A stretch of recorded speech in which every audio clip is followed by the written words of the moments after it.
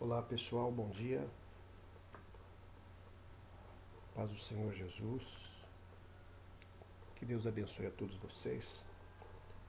Espero que vocês estejam bem, atravessando esse período de isolamento e que você esteja guardado, esteja guardada embaixo da poderosa mão do Senhor nosso Deus. Bom, estamos na nossa primeira aula dentro desse período de isolamento.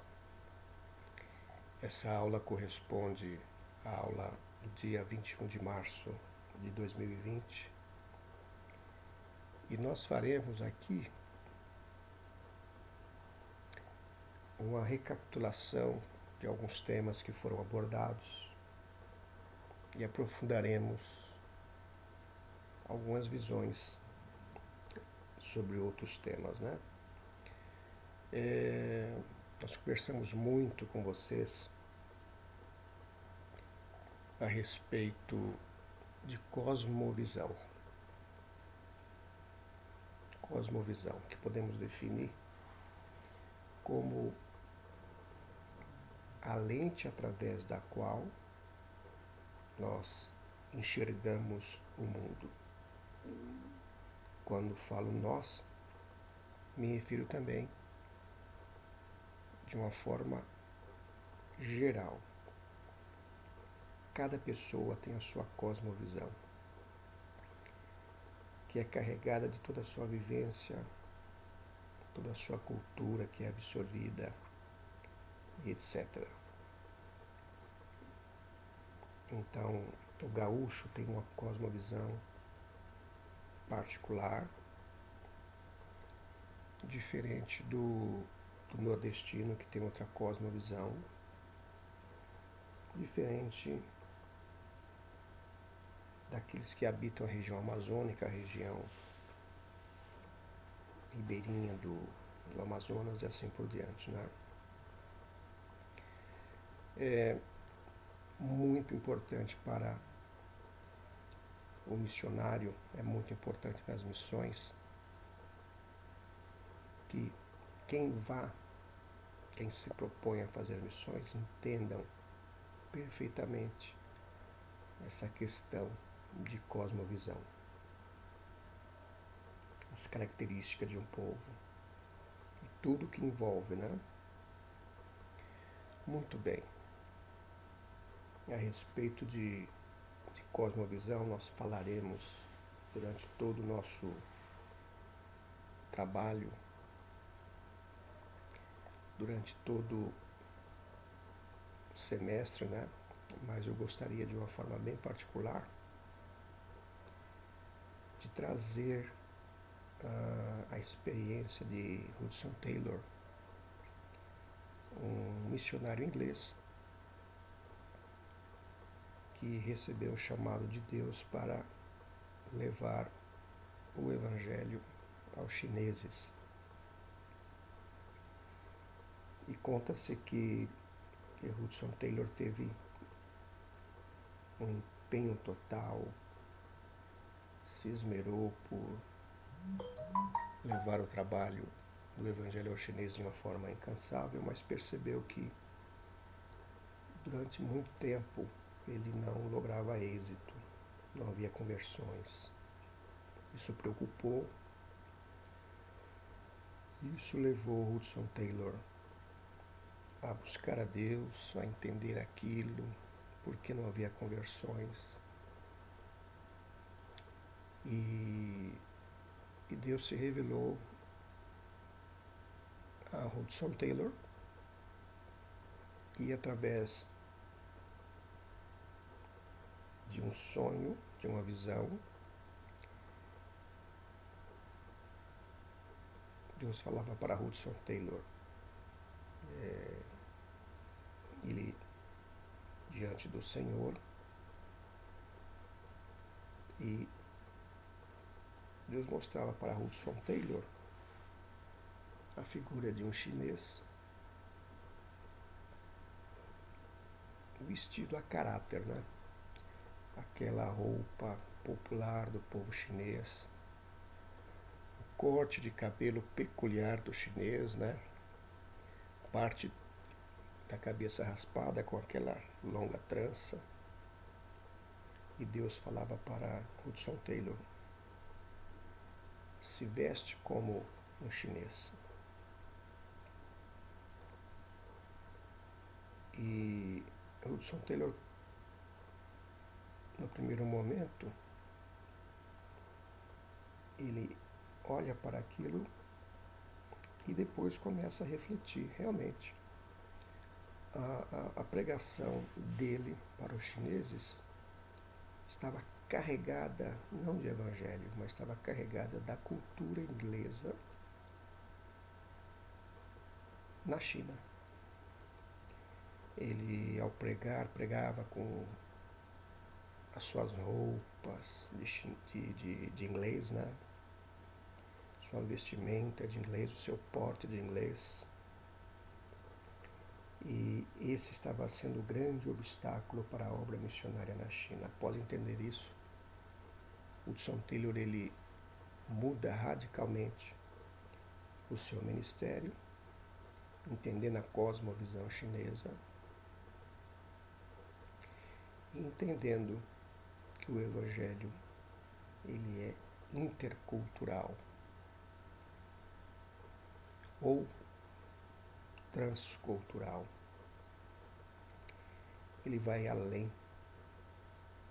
das fronteiras, ele ultrapassa. E o erro de muitos missionários ao pregar o Evangelho é que eles querem levar o Evangelho a um povo diferente, a um povo de culturas diferentes, mas eles querem levar o Evangelho carregando toda uma cultura na sua vida. Então, ele, além do Evangelho, ele quer levar a sua cultura.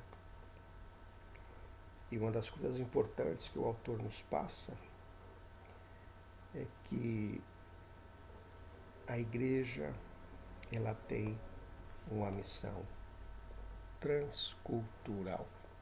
Né? Por isso, a importância da cosmovisão nas missões transculturais, que é o tema, né, do nosso livro. Muito bem, gente. Isso é só uma breve recapitulação, um breve comentário do que a gente tem falado exaustivamente em sala de aula, né?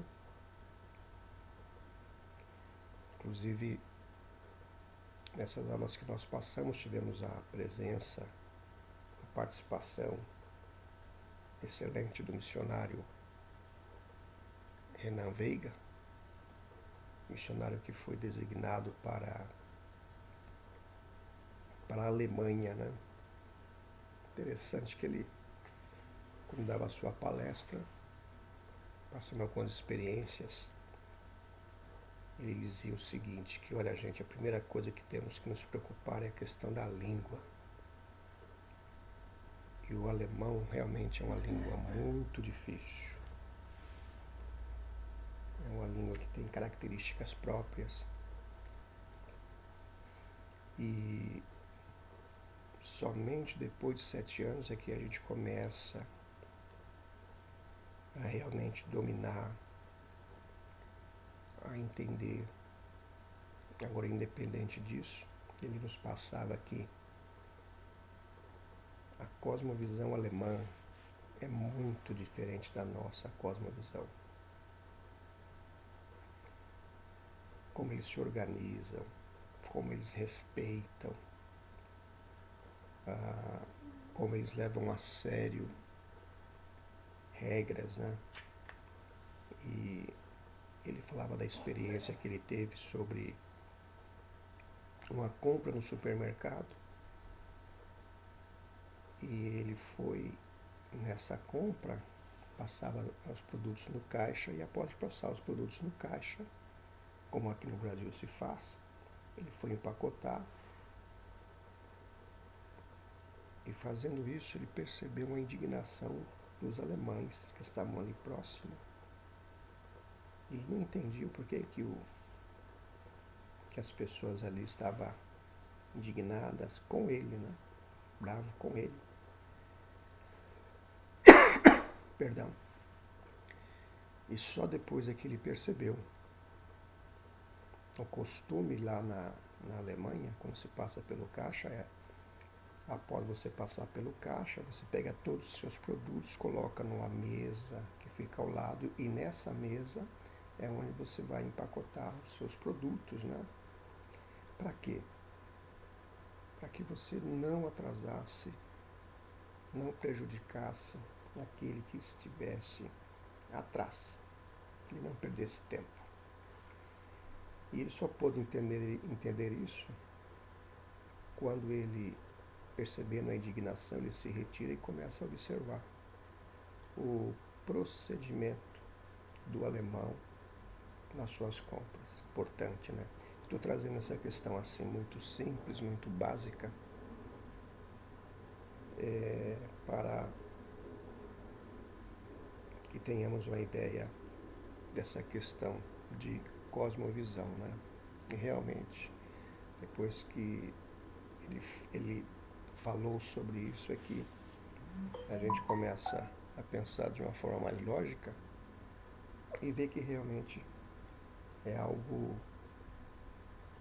que é produtivo, né? É produtivo, você faz a sua parte sem atrasar aquele que está atrás de você. Isso é cosmovisão, gente. São detalhes, né? Que Deus abençoe o nosso querido missionário, seja com ele de uma forma maravilhosa na Alemanha. Muito bem, gente. Falando de missão, e o que é tema do capítulo 1 do livro, né? A missão de Deus nas Escrituras. Precisamos entender que Deus é um Deus missionário. Todo projeto missionário, ele é concebido, é criado a partir de Deus. E a partir disso é que Deus então prepara, chama, comissiona o homem para levar a sua palavra. E o ministério intercultural, gente, ele se origina na natureza do próprio Deus. A base do estudo do ministério intercultural é a natureza, é o caráter de Deus, é a sua soberania. Deus pela sua própria natureza, pelo seu próprio caráter, e na sua soberania, ele, cheio de amor, se propõe a se revelar ao homem e se revelar de uma forma ampla. Nós vamos estudar aqui, que é também objeto da nossa proposta educacional, falarmos um pouco sobre, dentro dessa visão soberana de Deus, as ações missionárias, falar um pouco sobre o início, né? De uma forma mais palpável, quando nós abrimos a Bíblia no livro de Gênesis, especialmente no capítulo 12, onde Deus faz uma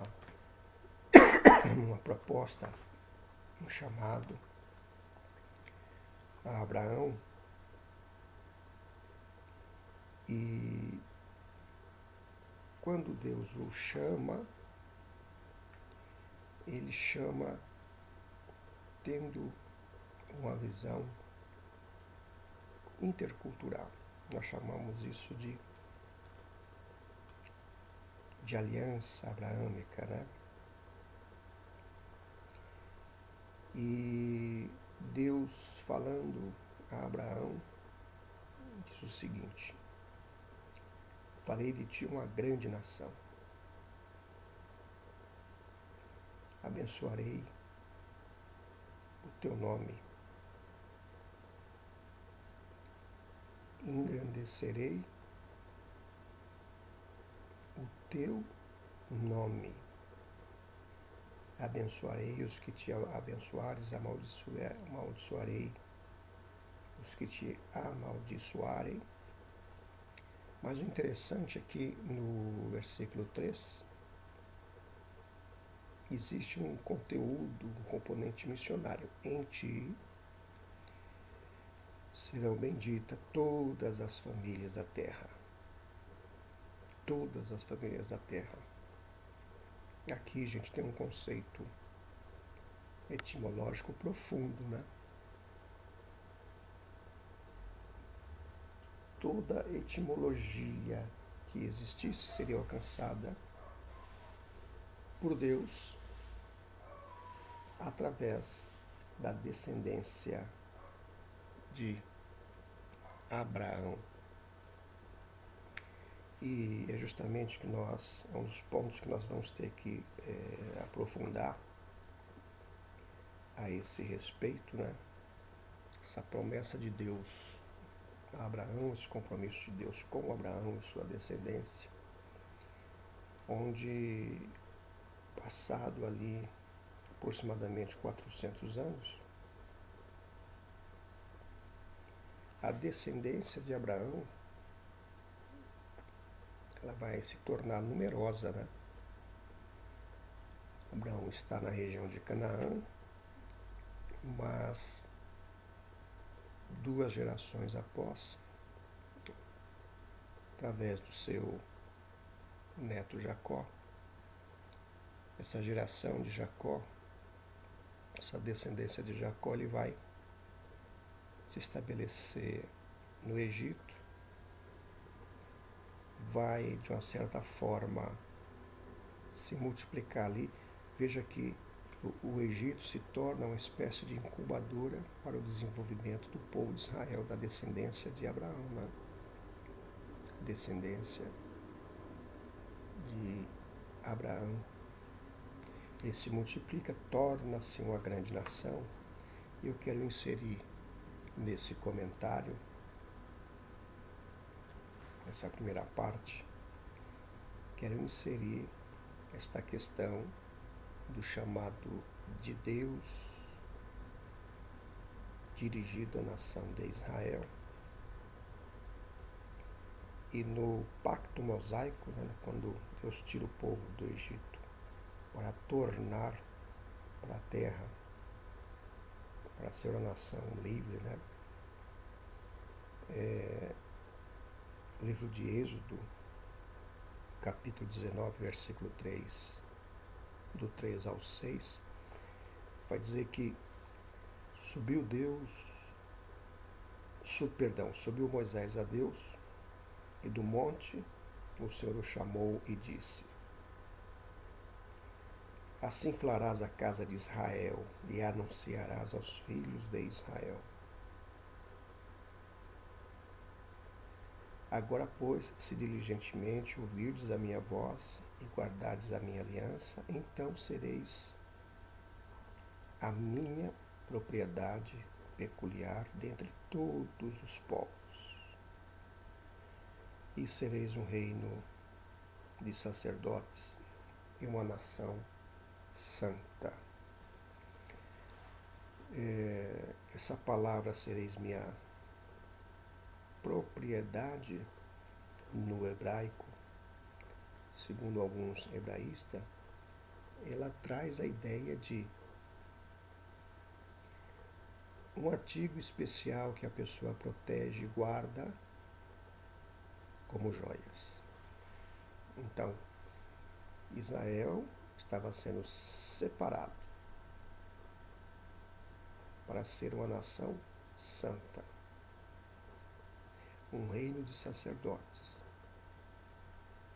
Mas a principal função de Israel, além de adorar ao Senhor, servir ao Senhor, era levar este Deus que eles conheciam a todas as outras nações. Era um reino que era tido como referência para todas as nações. Um povo especial, né? Mas é interessante, gente, que Israel, ele vai tomar essas expressões ditas pelo Senhor e eles vão dar uma conotação diferente. Eles vão dar uma conotação de que só eles, só os israelitas é que importavam diante dos olhos de Deus. Uma coisa errada, né? Na verdade, eles estavam sendo eleitos para algo muito maior. Esta visão sectária, essa visão pequena, fechada, fez com que eles se fechassem em si mesmo. Não compreenderam o ministério transcultural da nação de Israel. É algo que a gente vê com muita preocupação. Eu vejo com muita preocupação que o Evangelho hoje, ou grande parte ou parte das denominações, está passando ao povo a ideia de que santidade é se fechar em si mesmo.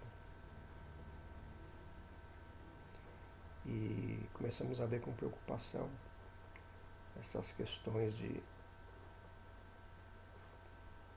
certa forma, ser seletivo com a pregação do Evangelho, né?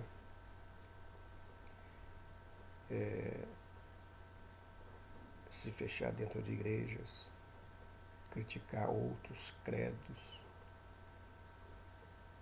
ao invés de alcançar pessoas de outros credos, né?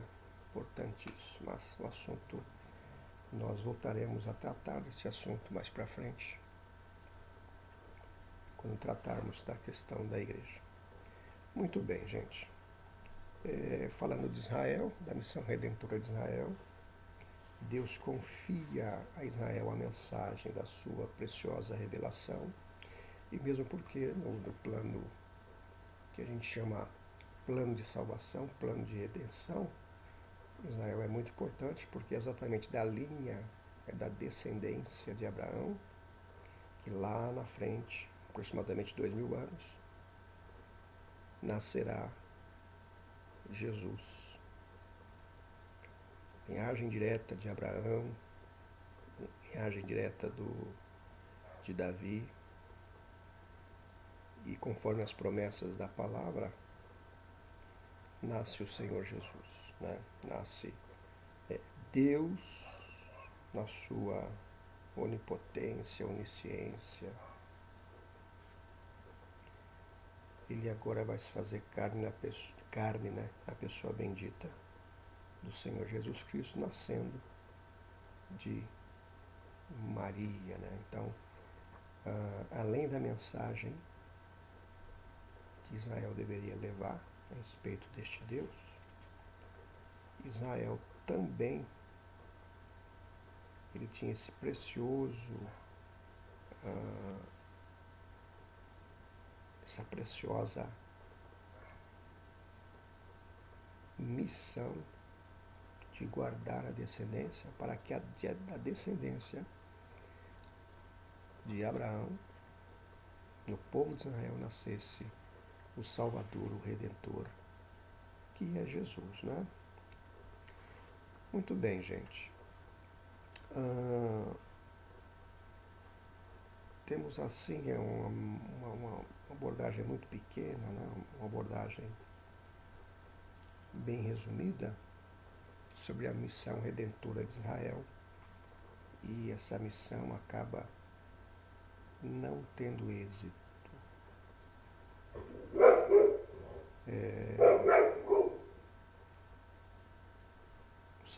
Salmo 67,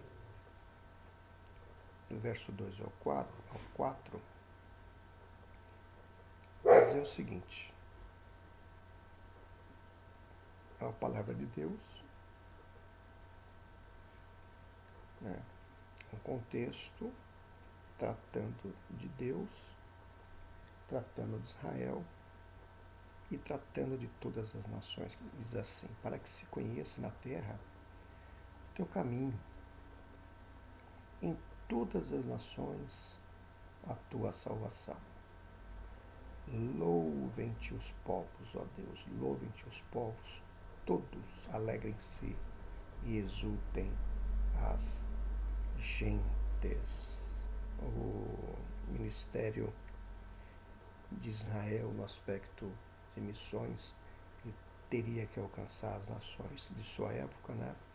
Não foi muito bem o que aconteceu, mas ali Israel ficou uma referência, se tornou uma referência para as nações.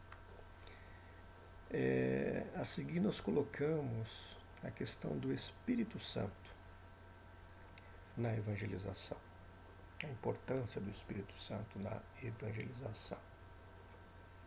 Nós vamos encontrar na Bíblia a expressão Espírito Santo com abundância, né?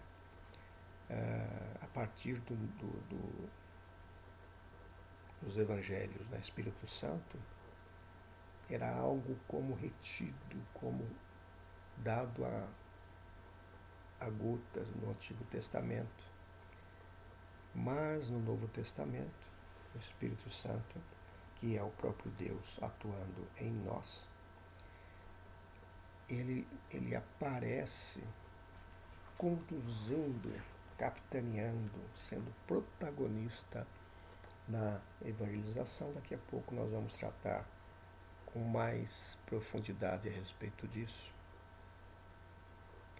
ao entrarmos na questão da igreja participando desse ministério intercultural, tá ok? Então, só destacando que a partir do Novo Testamento, após a crucificação, ressurreição e ascensão do Senhor Jesus, o Espírito Santo ele nos foi dado, e é justamente o Espírito Santo que vai comandar, que comanda até hoje esse processo, né, da proclamação do Evangelho, da pregação do Evangelho para todas as nações. Ao abrirmos as páginas do Novo Testamento, a partir dos Evangelhos, Mateus, Marcos, Lucas e João, que nós teremos agora a promessa cumprida, a pessoa de Jesus. Jesus que é concebido já desde o seu primeiro momento. A Bíblia revela que a própria concepção do Senhor Jesus, ele já vem pelo Espírito Santo. E o Espírito do Senhor descerá sobre ti, Maria, e conceberás, né, aquele que há de redimir a Israel. Então, cumprindo as Escrituras, vem o Senhor Jesus e, após os seus 30 anos, ele começa a exercer o seu ministério, trazendo as boas novas de salvação, trazendo a salvação, cumprindo-se nele a salvação.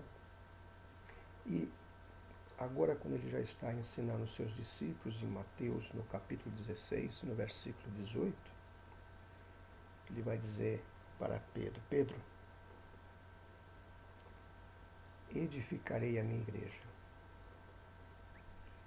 e as portas do inferno não prevalecerão contra ela.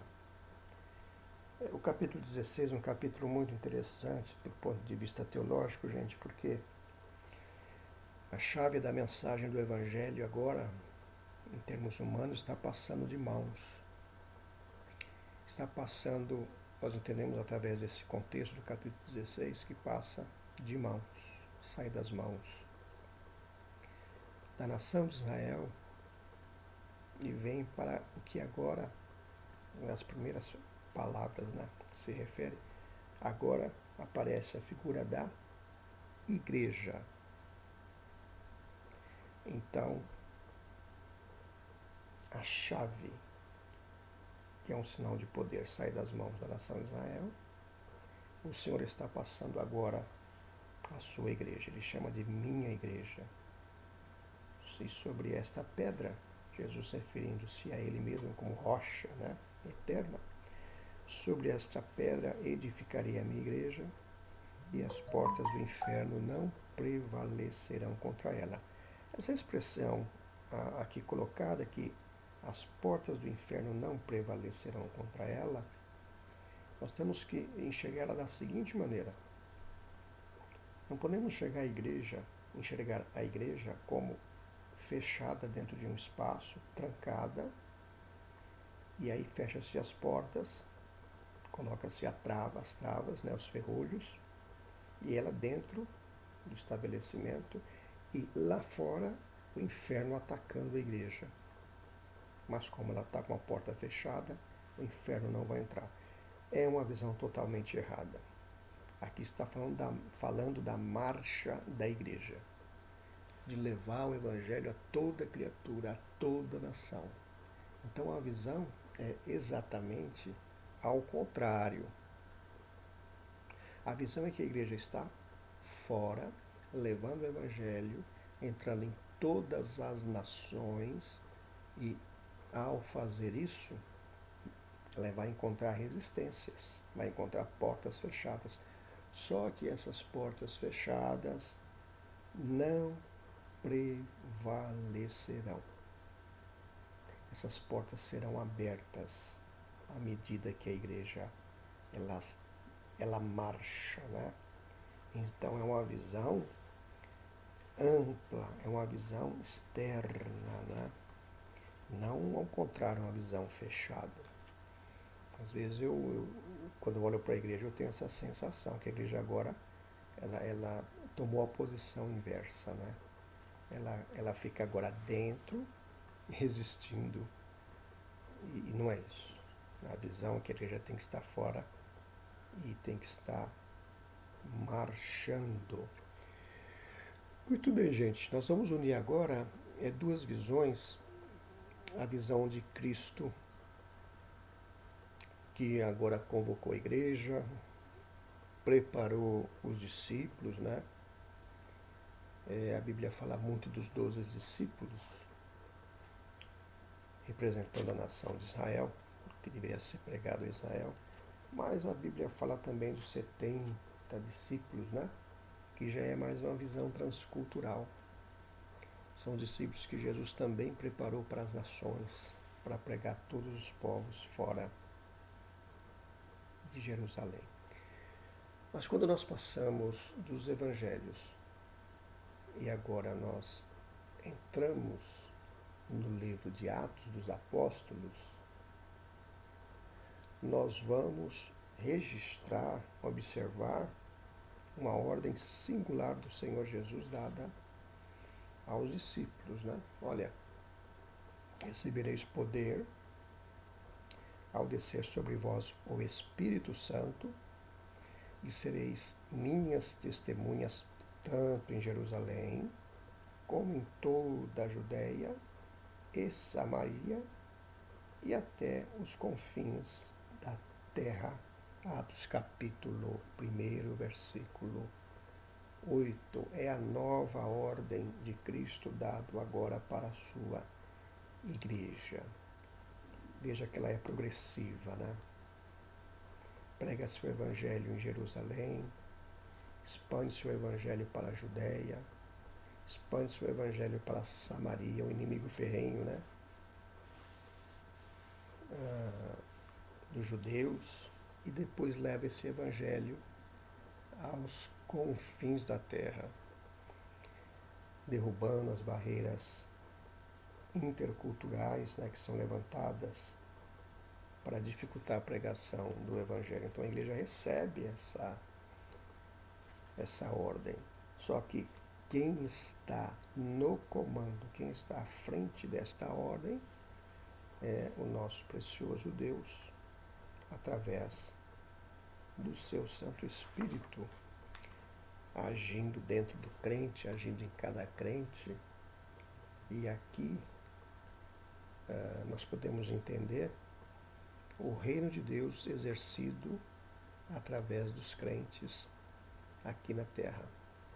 Você tem 3 formas de interpretar, que eu acho que elas não se excluem, né? Elas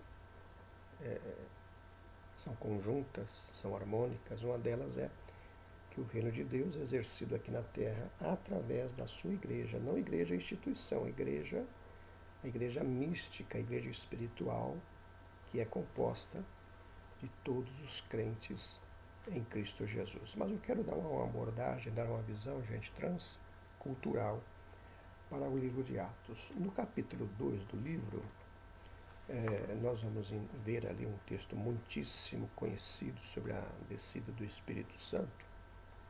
Nós temos que entender alguns aspectos importantes ali. No capítulo 2 nós temos um evento acontecendo em Jerusalém, que é exatamente uma das 3 grandes festas dos judeus, que é a festa de Pentecoste, a festa da colheita. E essa festa, o local dela, a referência local dela é o templo. E falamos aqui de umas grandes maravilhas da época, né, que é o Templo de Jerusalém. Templo que durou aproximadamente 70 anos para ser concluído. E nessa festa vinham judeus do mundo inteiro. Judeus que tinham se espalhado para o mundo inteiro. Desde a época da Babilônia, estamos ali para vocês se situarem, Daniel, Jeremias, né? O povo havia sido levado cativo para a Babilônia e houve o retorno do povo, mas muitos dos judeus permaneceram na Babilônia e se espalharam pelo mundo inteiro. Então, nesse contexto, nós vemos o templo como referência, a festa, e os judeus que agora já estavam habitando no mundo inteiro, pela tradição, cada judeu deveria ir até Jerusalém pelo menos uma vez na sua vida.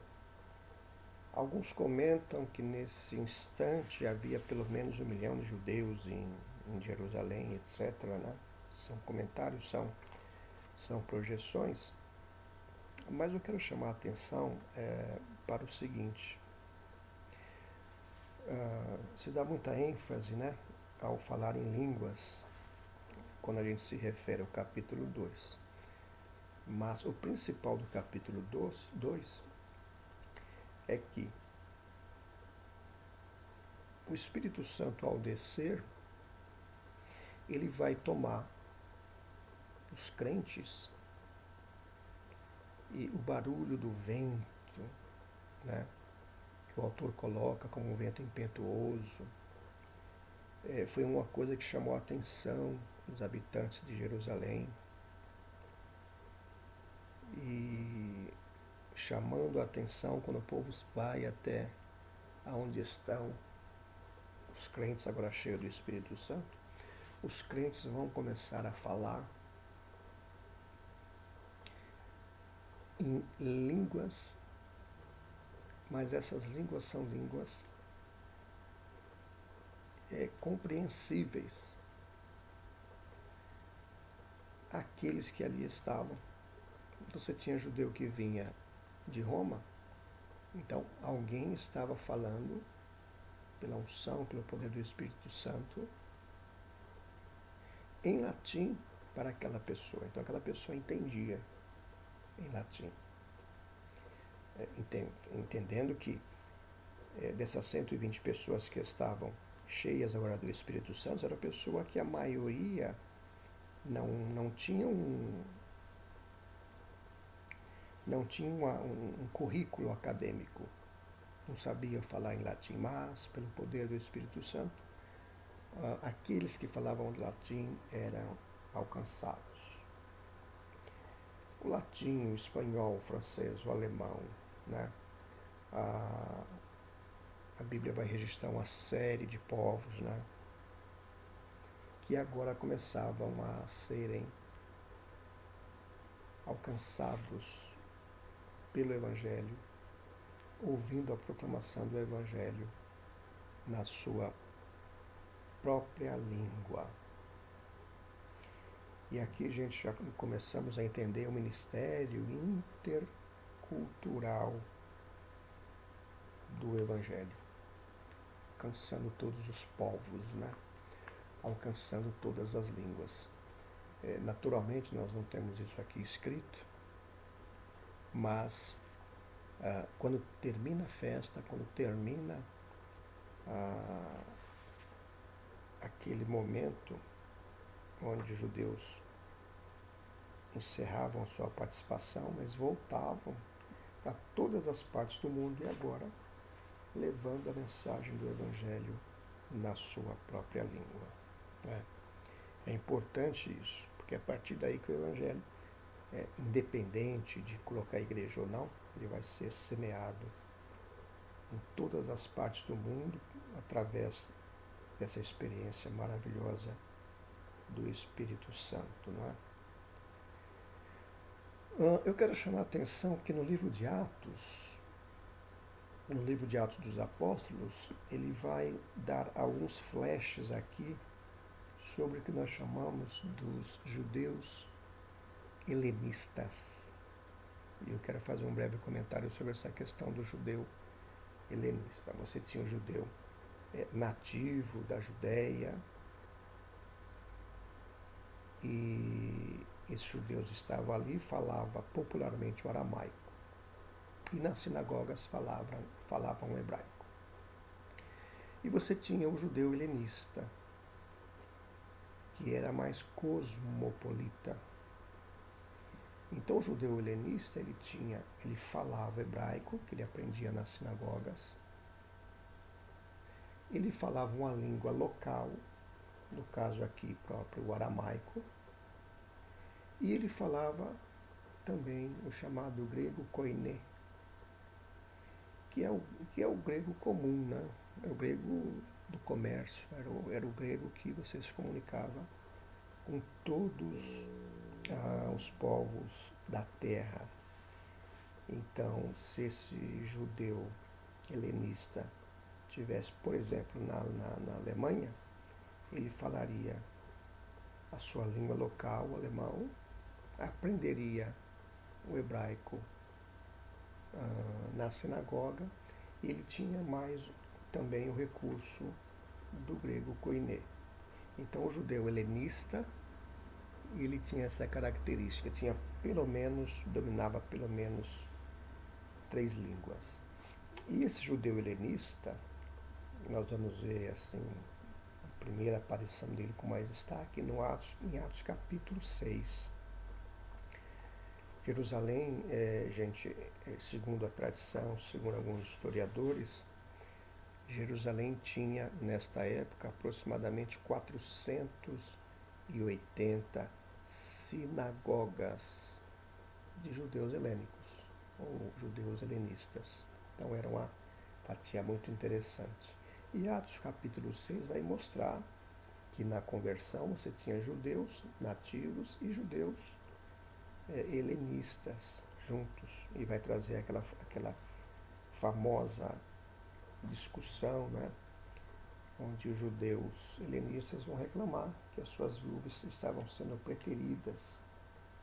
Ali a gente pode entender que a principal tensão era a tensão do idioma, né? Era a tensão do idioma, o grego, que era falado pelos helenistas e não era falado pelos judeus nativos. Aquilo trouxe entre outras coisas, trouxe alguma dificuldade. Mas nós vemos que ali no capítulo 6 já começa a se destacar alguns judeus helenistas importantíssimos aqui na propagação do Evangelho. Eu quero dar um destaque em especial para Estevão, que foi o primeiro mártir cristão, um judeu helenista. O nome Estevão é um nome grego, não é um nome judeu. Um outro nome grego é Filipe, que também vai aparecer ali. Um judeu helenista, né? Um judeu intercultural. E mais os outros 5 judeus helenistas vão aparecer no capítulo 6. E é importante que se diga que nos capítulos posteriores, quando a igreja é perseguida, esses judeus helenistas é que vão sair agora de Jerusalém para começar a alcançar os povos ao redor. Quem vai sair? É o judeu nativo? Não, quem sai é o judeu helenista. Uma visão cosmopolita, uma visão intercultural. Tanto é que Filipe vai pregar em que local? Samaria. Veja que começa a ser derrubadas algumas barreiras, né? Então ele vai agora para Samaria. O Evangelho, nesta época, já estava alcançando com densidade, né, outras nações, como por exemplo Antioquia, que estava fora de Israel, né? Antioquia da Síria. Ali começou a ter uma grande comunidade de crentes em Jesus. Sempre lembrando, gente, que nos primeiros anos do Evangelho, o Evangelho era pregado para judeus.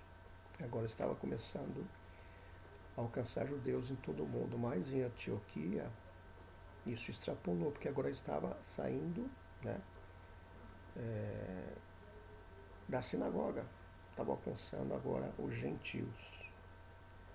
E nós podemos entender que a igreja, ela começa a participar desse ministério que chamamos de ministério intercultural, transcultural, sendo pregado agora a todas as nações.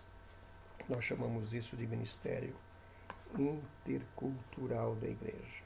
Como elemento humano, como nós já vimos, ele vai usar homens e muito provavelmente mulheres de Deus, né, que não mais guardavam esta visão de divisão de fronteiras e de barreiras. O Evangelho agora deveria ser pregado a todas as nações. No capítulo 9, nós vamos acompanhar algo impensável. Impensável. A melhor mente convertida ao Senhor Jesus jamais poderia pensar naquilo, né? O Senhor Jesus, no capítulo 9, ele vai comissionar um judeu nativo, Saulo. E esse judeu nativo, judeu que vem da uma linhagem direta, né, de Benjamim, chamado de Saulo, é um homem com algumas características, algumas qualidades, algumas competências, né, ou habilidades, entre elas a habilidade do idioma que ele falava o aramaico, língua do povo, falava o hebraico, que é a língua espiritual, a língua da religião, falava o latim, falava o romano, né? E falava principalmente o grego. Ele é formado em um dos maiores centros acadêmicos da época, que era Tarso, né? Ele vai carregar muito dessa bagagem. Na sua conversão, o Senhor Jesus o comissiona para agora pregar, não para judeu. Paulo recebe uma ordem direta de Cristo para um trabalho intercultural, transcultural. Ele teria que sair dos limites da Judéia, né, para pregar agora a reis, a nações, outras línguas, outros povos, né? Ou seja, Deus, desde a conversão de Saulo, já o tinha preparado para essa grande missão. És para mim um instrumento especial para pregar para todas as gentes. E nós vemos mais uma vez aqui no livro de Atos, o Espírito Santo, né, conduzindo, chamando, vocacionando os seus servos para levar a mensagem do Evangelho a todas as nações, né? Paulo saindo dali, ele vai pregar na região da Ásia Menor, onde hoje é a Turquia. Paulo vai para a Grécia, pregar na própria Grécia, né? Há relatos da intenção de Paulo de pregar na Espanha e assim por diante, deixando claro a ideia do ministério intercultural. Paulo, gente, pela sua própria personalidade, né, ele vai provocar uma tensão entre os apóstolos, dizendo o seguinte: olha, o evangelho foi dado também para outros povos. Porque a igreja de Jerusalém, gente, era resistente com essa ideia de se pregar o evangelho para outros povos. Como? Os povos também vão ter direito à salvação em Cristo? E Paulo vai bater o pé, sim.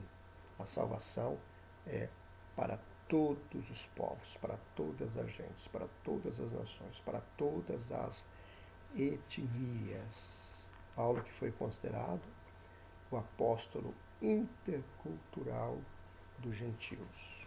E Paulo tinha muito clara essa visão entre evangelho é uma coisa e cultura é outra. Foi muito mal entendido na sua época, mas ele, sempre um homem muito determinado, não se deixou influenciar por essa ideia, eu vou usar a expressão aqui, por essa ideia bairrista, né, da igreja. Paulo transpôs fronteiras e passou a pregar o evangelho a todas as nações, né? Um pouco dessa visão intercultural ou transcultural que a igreja precisa ter. Muito bem, gente. Então nós queremos encerrar esse nosso comentário, essa nossa primeira aula, tratando desse assunto intercultural e finalizando que Deus, ele vai além da barreira cultural e também além da barreira étnica, né? Deus vai ao encontro do homem em todas as nações e o faz através dos seus servos. Que Deus abençoe cada um de vocês. Nos próximos dias eu vou passar o que corresponderia à aula do dia de hoje, dia 28, e vocês receberão muito brevemente. Eu quero agradecer a atenção de todos vocês, quero reforçar que o meu WhatsApp está aberto para alguma pergunta, para alguma interrogação, dentro do que nós falamos, né? Que é um assunto muito grande. Se nós abrirmos essa discussão fora do tema colocado, a gente não vai ter espaço suficiente de comentário, mas estou aí à sua disposição. Use o meu WhatsApp, fique à vontade, que é mais prático, né? Mas se quiser, use também o meu e-mail. Você tem também a plataforma do Classroom,